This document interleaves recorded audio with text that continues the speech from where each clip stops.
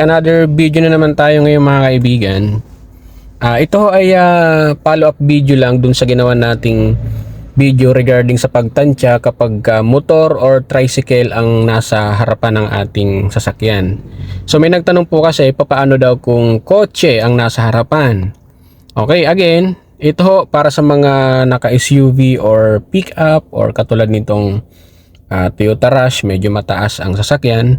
So paano natin to matatansya kung halimbawa nag-parking ka tapos may sasakyan sa harapan mo, gusto mo ngayon ilapit. Yan, paano pagtansya? Paano natin malalaman kung malapit na? Okay. So sa sitwasyon po na to mga kaibigan, nakahinto po tayo dito sa gilid. So may kotse sa harapan. So kung nakikita nyo, ito yung normal na upo natin.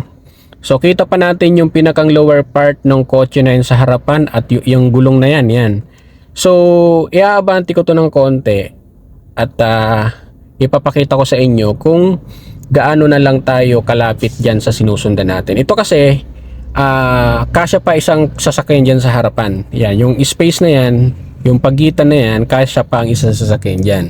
So kung ilalapit natin to mga kaibigan, so lagay natin ng first gear, natin handbrake. So itong normal na upo ko na to, pag inilapit ko to, unti-unti mga kaibigan, so yung lower part or yung gulong, so hindi ko na matanaw. Yan, hanggang sa ilapit pa natin ng unti-unti. Plate number naman hanggang sa hindi na natin makita yung plate number. So yan. Okay. So hanggang dyan na lang tayo dapat. Pag ganyan na po ang sitwasyon mga kaibigan, hindi mo na natatanaw yung plate number, tutok na po siya.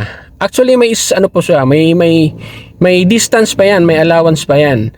So ilagay natin ng neutral, engage natin ang handbrake. Okay, kung bababa tayo, tignan natin yung actual situation ng space dyan. Okay, papakita ko sa inyo para may idea lang kayo na yan ang space nyo sa harapan. Pagka gantong hindi nyo na nakita yung plate number, tigil na po kayo. So ito po yung sitwasyon dyan mga kaibigan, pakita ko sa inyo.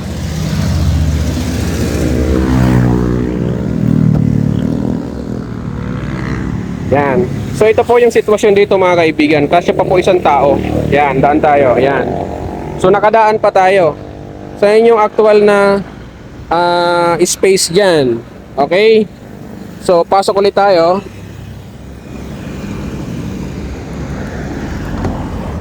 Yan. So kung upo kayo dito sa loob, so yan po yung sitwasyon dyan. Hindi mo na makita yung plate number dyan.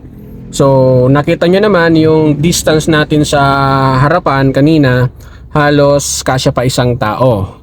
Siguro kalahating metro ang distance dyan. So yun lang mga kaibigan, pag sasakyan po ang inyong nasa harapan, ganun lang po magtansya sa harap. So sana nakatulong sa mga beginners at sa mga new drivers. Bye bye!